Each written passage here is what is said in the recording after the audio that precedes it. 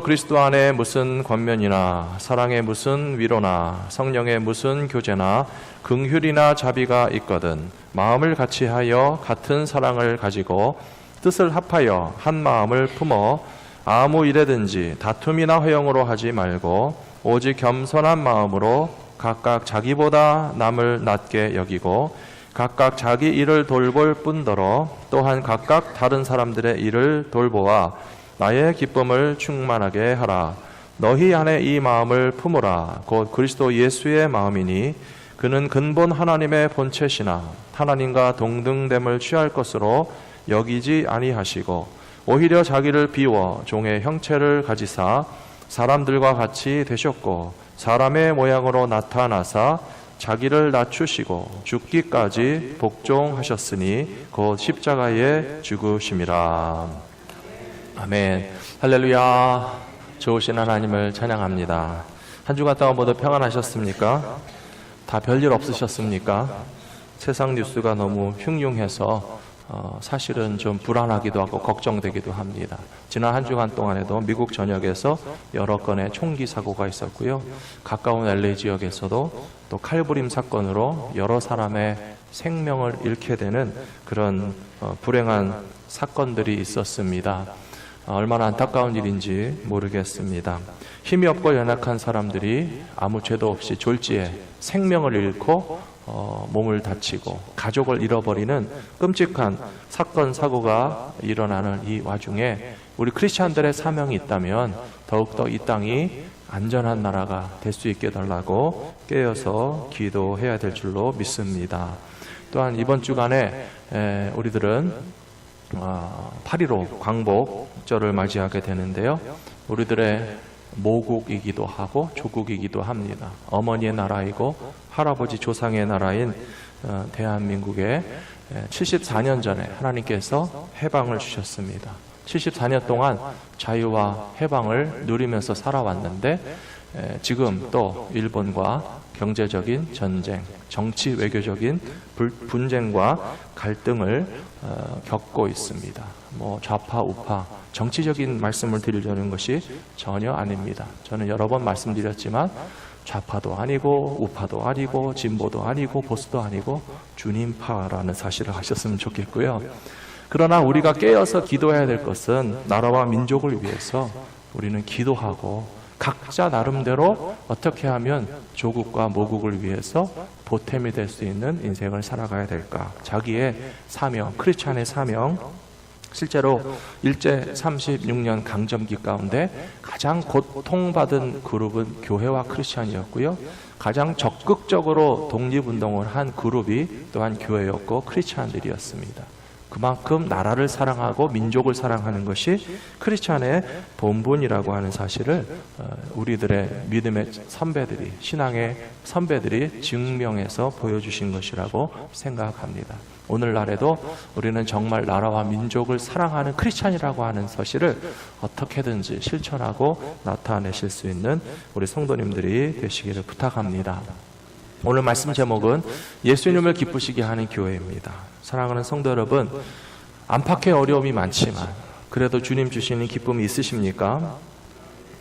왜 주님께서 나에게 어떤 기쁨을 주셨는가? 오늘 말씀 통해서, 예배 통해서 좀 많이 생각해 보시면 좋을 것 같습니다. 지난 주 중에 교회 왔다가 퇴근하며 가는 길에 우리 교회 밖에서 주무시는 형제님이 한 분이 계십니다. 임마누엘 교회도 출석하고 되게 착하고 좀 이렇게 나이스한 청년 아시죠? 키도 크고. 잘 모르시나요?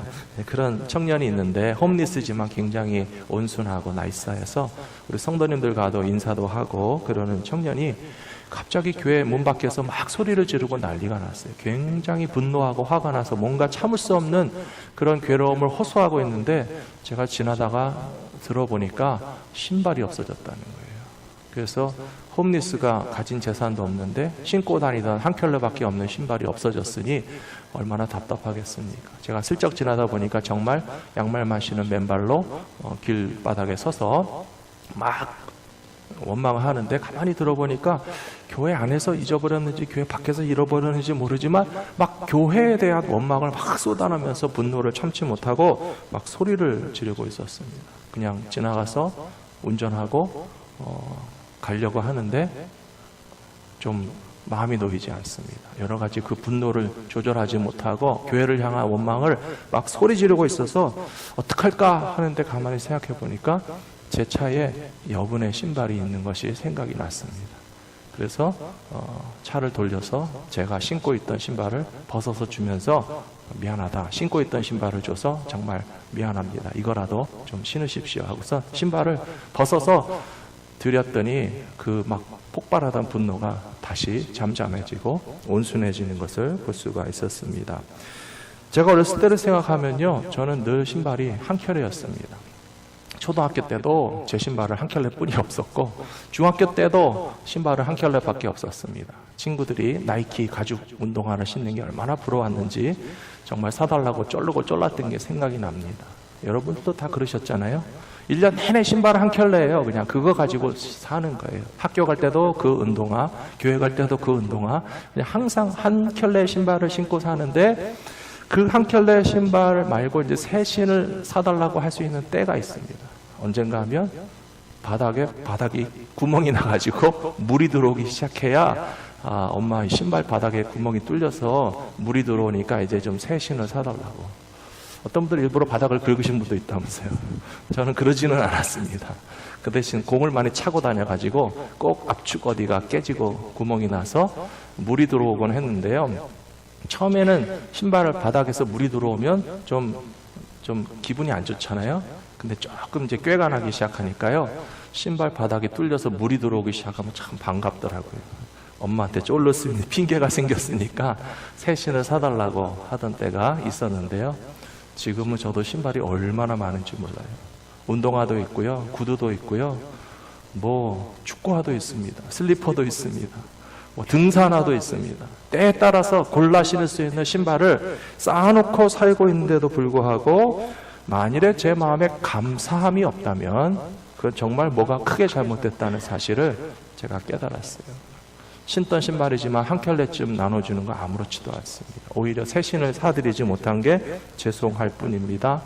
우리는 가진 것이 너무 많은데 감사의 이유는 잊어버린 채 감사하지 못하고 살고 있는 것도 얼마나 부끄러운 일인지, 형제와 이웃의 아픔과 괴로움에 대해서 나누거나 보살피지는 못할 망정, 하나님께서 이미 우리에게 허락해 주신 수없이 많은 감사의 제목 가운데서 감사치도 아니하고 기뻐하지도 못하는 삶을 산다면 크리스찬으로서 부끄럽다는 사실을 기억하시면서 하나님께는 감사하시고 형제와 이웃들에게는 기쁨으로 뭔가를 나누며 살아가시는 저와 여러분들이 되시기를 부탁합니다. 우리는 이와 같이 범사에 감사할 것이 많이 있지만 그 중에서 가장 큰 감격과 기쁨의 이유가 있다면 바로 구원, 예수님을 통해서 우리에게 주신 구원의 기쁨이 가장 큰 기쁨이라고 저는 믿습니다. 그러므로 예수님을 기쁘시게 하는 교회가 되기를 원하신다면 첫 번째로 내게 주신 구원의 가치가 얼마나 소중하고 예수님이 나를 구원해 주신 것만으로 해도 기뻐하고 감사할 이유가 충분하다는 사실을 깨닫게 되면 저와 여러분이 예수님을 기쁘시게 하는 신앙생활을 하게 될 것이라고 저는 믿습니다. 베데스다 연못가에 누워있던 중풍병자가 있었습니다. 38년 동안 누워 있었다고 그랬습니다. 요즘처럼 100세 시대에도 38년 동안 병치레를 하고 병상에 누워 있으면 끔찍하게 괴로울 거예요. 그런데 2000년 전에 평균 수명은요 40대에 불과했습니다. 지금의 절반도 되지 않습니다. 평균 수명이 40, 50대이던 시절에 38년을 중풍병자로 누워 있었으면 거의 평생을 중풍병으로 누워서 베데스다 연못가에서 그래도 연못 물이 좀 동하면 그때 제일 먼저 들어가는 사람만 낫는다고 하니까 병고침을 받기 위해서 기다리고 있었는데 중풍병자가 얼마나 불리합니까? 날쌘 사람이면 어디가 아파도 빨리 들어갈 수 있지만 중풍병자는 누가 움직여주지 않으면 꼼짝도 못하고 누워있는 상태에서 남들이 그 연못에 뛰어들어가서 병고침 받는 것을 구경만 하고 있어야 되니까 그 고통과 괴로움도 말로 할 수 없었을 것입니다. 그런데 어느 날 복잡하고 시끄럽고 요란한 시장바닥 같은 베데스다 연못가에 예수님이 찾아오셔서 그 병자를 고쳐주셨습니다. 그 기쁨이 얼마나 큰 기쁨이었겠습니까? 사랑하는 성도 여러분, 모든 크리스찬들의 공통적인 최고의 기쁨은 바로 예수님이 내 인생 가운데 찾아오셔서 나를 만져주시고 나를 고쳐주시고 나를 구원해 주신 것이 내게 주신 하나님의 가장 큰 기쁨의 이유인 것을 분명히 기억하시기 바랍니다. 그런데 예수님께서 이 베데스다 연못가의 중풍병자를 고쳐주신 날이 안식일이었습니다. 그리고 많은 사람이 있었다고 말씀드렸죠. 이 사람은 병고침을 받고 갑자기 너무 기뻐서 내가 나았다, 내 몸이 회복되었다, 고쳐주셨다라고 하는 그런 기쁨과 감격을 누리고 있었는데 유대교 지도자들이 찾아와서 축하해 주는 게 아니라 야단을 쳤어요. 누가 너 고쳤냐? 오늘 안식일인데 병 고쳐준 사람 누구야? 라고 찾는 거예요. 얼마나 모순된 상황인지 몰라요. 기쁨을 누려야 되는데 야단을 맞고 있어요. 축하를 받아야 되는데 너 고쳐준 사람 찾아내라고 하는 거예요. 그제서야 이 사람 정신을 차리고 가만 보자. 나를 고쳐주신 분이 누구였더라? 사랑하는 성도 여러분, 우리에게 일깨워 주시는 메시지가 있다고 생각합니다. 우리에게 기쁨을 주시는 분이 누구였죠? 우리가 기뻐해야 되는 이유가 어디 있습니까? 깜빡하셨죠? 예수님이라니까요. 예수님이 고쳐주신 것을 깜빡하고 그냥 병 나은 것만 생각하고 있는데 우리에게 구원을 주시고 기쁨을 주시고 우리에게 회복의 은혜를 내려주신 분이 바로 예수님인 것을 잊어버리지 말고 다시 찾으라고. 38년 된 중풍병자가 병고침을 받고도 깜빡했어요. 누가 나를 고쳐주셨지? 많은 사람들이 왔다 갔다 하다 보니까 정신이 없는 경황에 예수님이 나를 고쳐주셨다는 사실을 기억할 수 있도록 다시 리마인드 시켜주는 그런 상황이 됐고요. 그 다음에 안식일에 병 고쳤다고 야단치는 사람들, 뭐가 핵심인지 모르는 사람들. 율법을 문자적으로 지키는 것이 중요한 것이 아니고 예수 그리스도의 구원의 기쁨과 치유와 회복을 감사하고 찬송하는 것이 율법을 주신 하나님의 높으신 뜻이라는 사실은 망각한 채 문자적으로 안식일에는 노동하지 말라라고 하는 그런 인간을 억압하는 데에만 목적과 관심이 있는 사람들은 핵심에서 벗어나는 것입니다. 하나님의 영광을 찾지 못하고 우리에게 구원과 기쁨을 주시는 예수님에게 주목하지 못하는 모든 사람들에게 이 사건은 우리에게 초점을 다시 예수 그리스도에게 맡기고 감사와 찬송과 예배의 날이 안식일이라는 사실을 기억하게 해주신다는 사실을 마음에 품고 살아가시는 저와 여러분들이 되시기를 부탁합니다. 요한복음 9장에서도 보시면요, 비슷한 사건이 또 벌어집니다. 저는 이 사건이 참 재미있다고 생각합니다. 실로암 연못가에서 눈을 씻고 눈을 뜨게 된 소경이 있습니다. 시각장애인이 있습니다. 그랬더니 이 사람은 다시 보게 돼서 너무 기쁘고 행복하고 감사한데 또 유대교 지도자들이 찾아와서 또 야단을 칩니다. 똑같은 상황이 반복되는 거예요. 아주 웃기는 코미디 같은 상황이에요. 눈을 보지 못하던 시각장애인이 불편하고 괴로웠는데 야 이제 보게 됐으니 너무 기쁘다라고 하고 있는데 유대교 지도자들은 야단치는 겁니다. 누가 너 눈 뜨게 해줬어? 이게 얼마나 말도 안 되는 상황입니까? 그랬더니 이 시각장애인이었던 청년이 똑똑해가지고요, 제가 눈을 감고 있어서 못 봐서 몰랐습니다. 핑계했어요. 제가 눈을 감고 있을 때 저에게 오셨던 분이 누군지 잘 모르겠습니다. 아마 알고도 모른 척 했는지 모르고도 모른 척 했는지 모르겠어요. 그랬더니 이제는 그 시각장애인이었던 청년의 부모에게 찾아가서 네 아들 눈 뜨게 해준 사람 누구야? 찾아내! 얘기하고 있어요. 근데 그분들도 다 눈치가 있어가지고요, 아이고 우리는 모릅니다. 우리 애들이 다 큰 아이인데 지가 알아서 해야죠. 우리가 잘 모르겠습니다라고 회피했어요. 우리에게 다시 리마인드 해줍니다. 예수님이 너의 어두운 눈을 떠주시게 한 일을 잊고 살고 있지는 않느냐.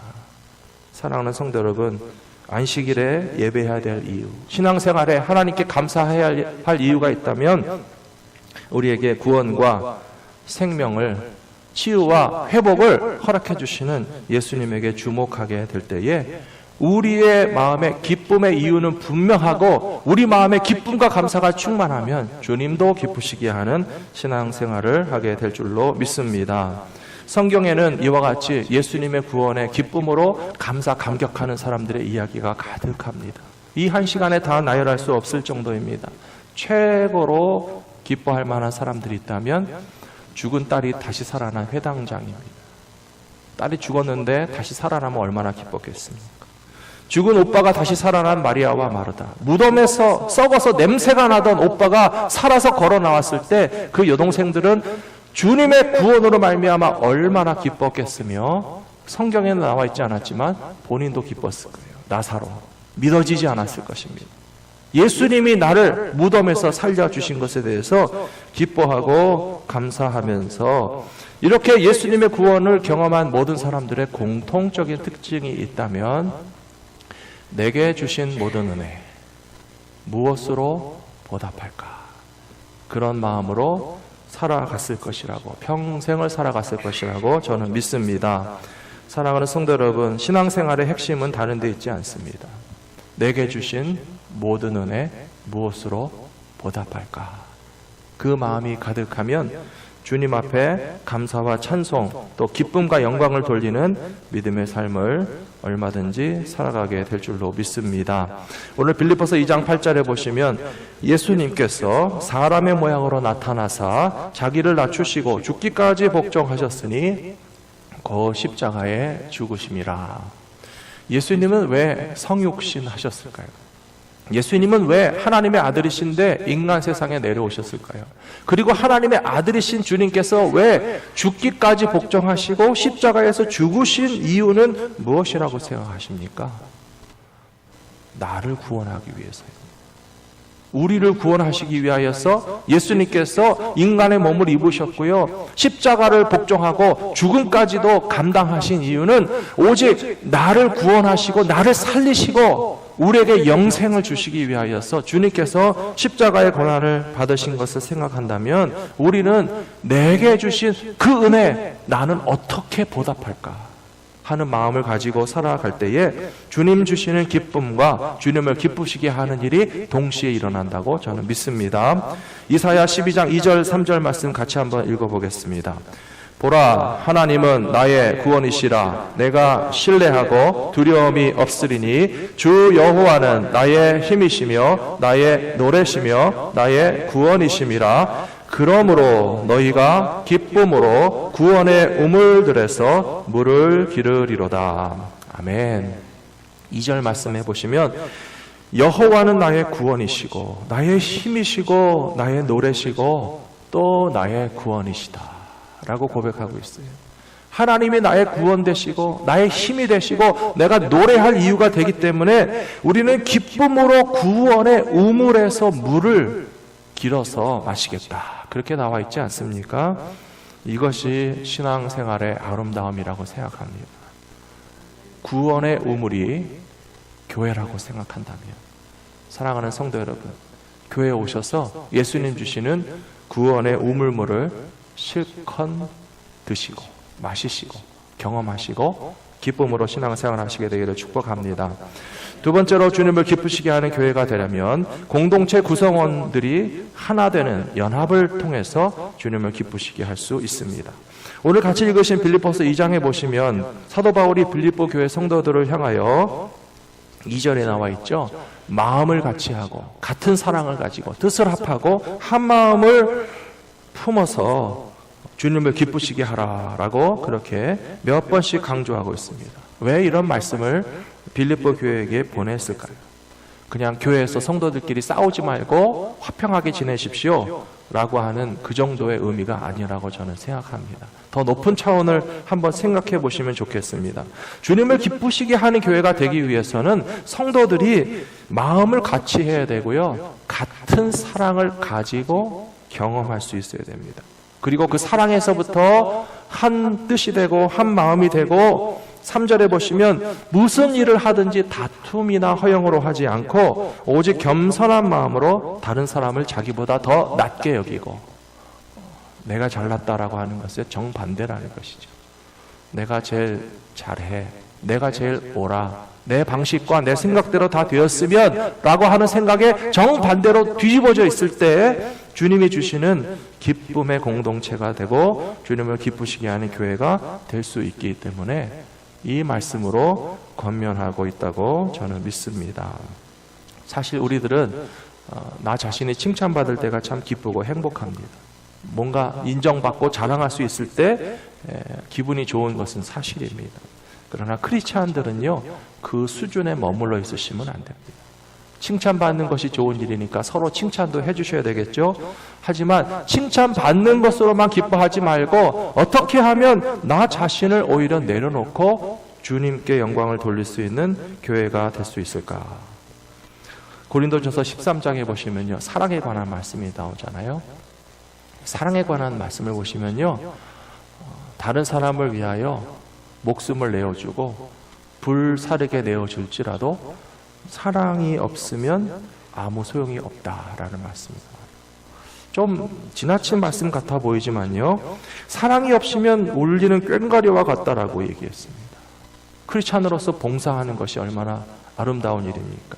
내가 예수를 믿기 때문에 희생도 하고 남을 위하여서 섬기기도 하는 것이 아름다운 일이지만, 그러나 칭찬받기 위해서 봉사하고 희생하고 섬긴 것은 울리는 꽹과리와 같고 고린도전서 13장 말씀에 의하면 아무 소용없다라고 하는 사실에 대해서 주목하면서 우리 마음 가운데 가져야 될 것은 봉사하시지 말라는 뜻이 아니에요. 무슨 말이죠? 희생하시지 말라는 뜻이 아니에요. 사랑의 마음이 있어야 된다는 거예요.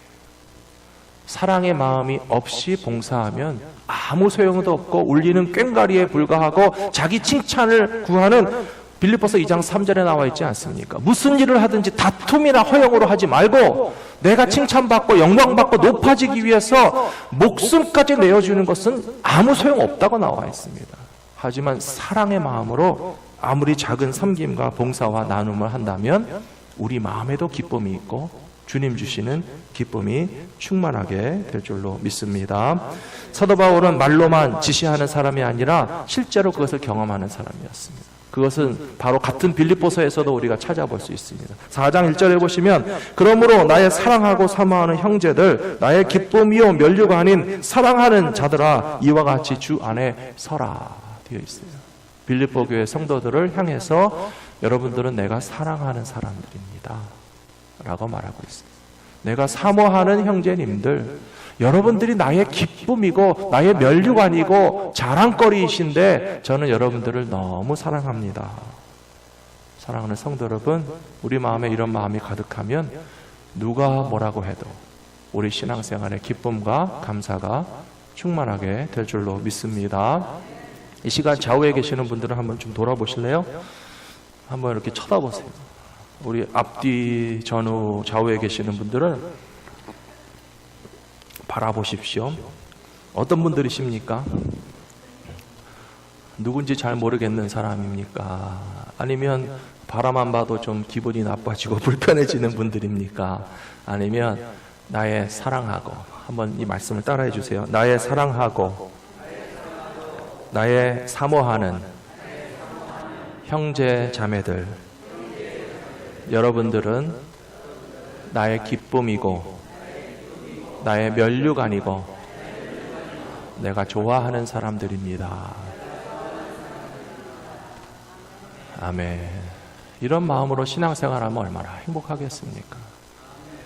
왼수 같은 사람들을 또 만나러 가야 되나?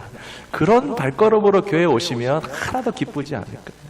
그런데 교회 가면 내가 반갑고 사랑하고 사모하고 내가 기쁨거리가 되고 자랑거리가 되고 나는 지금 좋아하는 사람을 만나러 가는 길이야. 얼마나 교회 가는 발걸음이 행복합니까? 사도 바울이 감옥 안에서 쓴 편지예요. 감옥 안에 무슨 기쁨이 있겠습니까?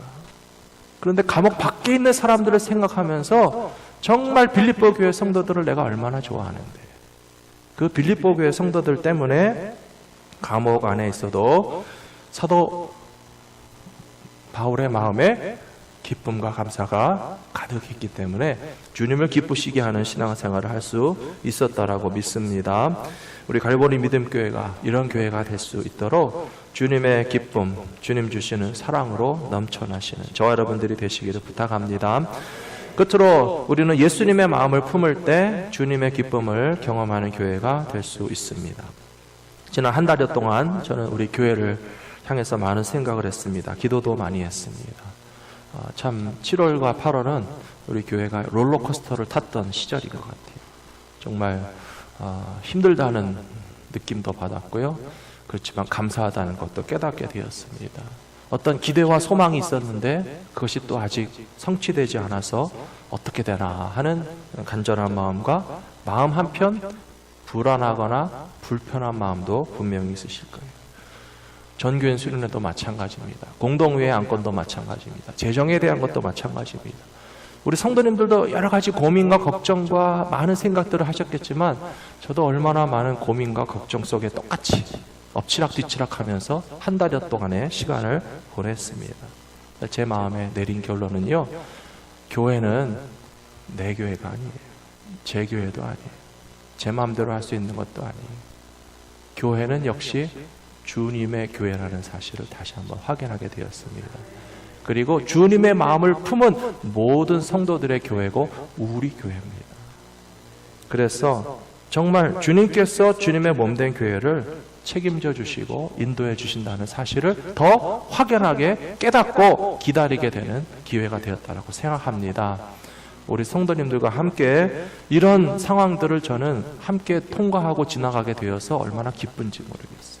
우리 성도님들을 더 사랑하고 더 귀하게 여기는 마음이 제 마음속에 생겨났습니다. 교회와 성도들을 사랑하시는 분들 때문에 감사하고요. 교회를 위해서 열심히 기도하는 분들이 많이 계시기 때문에 감사하고요. 또 교역자들도 다 살피지 못하는 아픔과 고통에 있는 성도들을 보살펴 주시는 많은 분들이 계셔서 얼마나 함께 위로를 받고 마음에 기쁨이 있는지 모르겠습니다. 사도 바울이 빌립보 2장 5절 말씀에서 이렇게 이야기했습니다. 너희 안에 이 마음을 품으라 곧 그리스도 예수의 마음이니. 우리가 예수님의 마음을 품는 것 외에는 방법이 없습니다. 예수님의 마음이 어떤 마음인지 오늘 말씀에 분명히 나와 있습니다. 예수님의 마음이란 하나님과 동등되신 분이시지만 그 동등됨을 받을 것으로 여기지 아니하시고 자기를 비워서 낮아지셨다고 그랬어요. 우리가 예수님의 마음을 품는다는 것은요, 특권과 영광을 내려놓고 낮아져야만 예수님의 마음을 품는다고 말할 수 있지, 우리는 여전히 높아지고 특권과 영광을 조금이라도 양보하지 않으려고 하는 아집에 사로잡혀 있는 채로는 예수님의 마음을 도저히 가졌다라고 말할 수 없습니다. 예수님은 인간의 몸을 입으셨습니다. 죽기까지 복종하셨습니다. 십자가에서 생명을 내어주셨습니다. 우리가 예수님의 마음을 품었다면 어떻게 살아야 하는지에 대해서 정답을 이미 가르쳐 주시고 있는 것이 아니겠습니까? 예수님의 마음을 품는다는 것은요, 나 예수님이야, 그게 아니에요. 특권을 내려놓고 겸손하고 오히려 끌려가고 고난을 당하고 십자가를 지고 주님을 따라가기를 주저하지 않는 것이 예수님의 마음을 품은 신앙생활이라고 저는 믿습니다. 갈라디아서 6장 17절에 보시면 사도 바울이 이렇게 이야기합니다. 이후로는 누구든지 나를 괴롭게 하지 말라. 내가 내 몸에 예수의 흔적을 지니고 있노라. 십자가에 달리신 예수님의 몸을 상상해 보세요.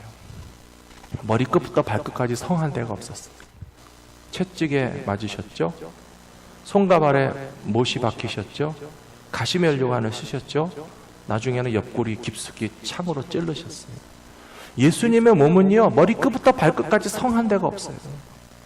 교회가 예수님의 몸이라고 했습니다. 어떻게 생각하면 교회도 성한 데가 없어요. 말짱해야 교회가 아니고요, 많이 상처 입은 게 교회입니다. 그리고 우리는 그렇게 머리끝부터 발끝까지 성한 데가 없이 긁히고 찔리고 찢기고 피 흘리고 아파하는 예수님의 몸의 일부가 우리들 자신이라는 거예요. 그러니 안 아프면 정상이 아니고 아파야 정상. 상처받지 않았어야 정상이 아니고 상처받았어야 정상입니다. 신앙생활하면서 왜 멀쩡하려고 하십니까? 아픔은 피하고 요리조리 빠져나가려고 하십니까? 사도 바울은 오히려 나를 괴롭게 하지 마십시오. 나는 이미 주님의 몸에 십자가의 흔적과 같은 그 상처와 아픔을 내가 겪어서 알고 있는 사람입니다. 이것은 주님께서 우리에게 자기 자신을 학대하라는 말씀이 아니고요, 남에게 상처 주라는 말은 더욱도 아니고요, 주님의 몸된 교회 안에서 함께 아파하는 것을 특권과 영광으로 생각하시라는 거예요. 우리에게 교회를 향한 아픔이 있으면 그게 당연한 것이에요. 예수님의 온몸이 상처받고 아픈데 어떻게 나만 안 아플 수 있습니까? 오히려 우리에게 상처가 있고 아픔이 있고 괴로움이 있고 부담감이 있고 불편함도 있다 할지라도 그것이 상처를 받으신 예수님의 몸이라고 하는 교회의 일부분이라고 하는 것을 더 확인해 주시는 그런 증거가 되기 때문에 그것을 오히려 기뻐하실 수 있는 저와 여러분들이 되시기를 부탁합니다. 어떻게 하여야 예수님을 기쁘시게 하는 교회가 될까요? 말씀을 정리합니다. 첫 번째는 구원의 기쁨이 충만하셔야 됩니다. 예수님이 나를 살려주셨고 예수님이 나를 건져주셨구나. 그리고 주 안에서 우리가 한 마음이 될 때 교회가 연합하고 일치하는 그 연결됨을 인하여서 기뻐할 수 있고요. 마지막으로 우리가 우리의 십자가를 지고 주님을 따라가게 될 때에 주님께서 우리를 칭찬해 주시면서 바로 그거다. 크리스찬과 교회는 십자가를 지고 예수님 가시는 십자가 길을 따라가야 진짜 크리스찬이다. 칭찬 받으심으로써 주님을 기쁘시게 하는 성도들의 신앙 생활이 다 되시기를 주 이름으로 축원합니다. 기도하겠습니다. 아버지 하나님 감사합니다. 우리에게 기쁨의 이유, 감사의 이유는 너무 많이 있습니다. 우리가 기뻐할 것과 감사할 것이 너무 많이 있음에도 불구하고 하나님 아버지께서 주신 것을 망각하고 예수 그리스도를 통하여서 구원받은 사실에 대해서 깜빡 잊어버린 채 왜 기뻐해야 되는 이유조차 기억하지 못하고 살고 있다면 다시 생각나게 하여 주시옵소서. 다시 예수님 바라보게 하여 주시옵소서. 하나님께서 우리의 기쁨의 이유가 되시고 구원의 우물에서 기쁨의 물을 길러 마실 수 있는 특권을 이미 허락해 주신 것을 신앙생활 가운데서 분명히 깨달아 할 수 있게 하여 주시옵소서. 예수 그리스도의 마음을 품으면 주님께서 우리에게 기쁨을 주신다고 했는데 주님처럼 특권과 영광을 포기하며 섬기기 위하여 자기 자신을 낮추시고 하나님의 뜻을 이루시기 위하여서 죽기까지 복종하는 일들이 우리에게 쉽지는 않겠지만 그러나 그 아픔과 고통의 십자가를 달게 지고 주님 따라갈 때에 그 무엇도 대신하여 줄 수 없는 참 기쁨을 경험하며 살아갈 수 있는 우리 모두와 교회가 될 수 있도록 인도하여 주시옵소서. 우리 주 예수 그리스도 이름으로 간절히 기도 올리옵나이다. 아멘.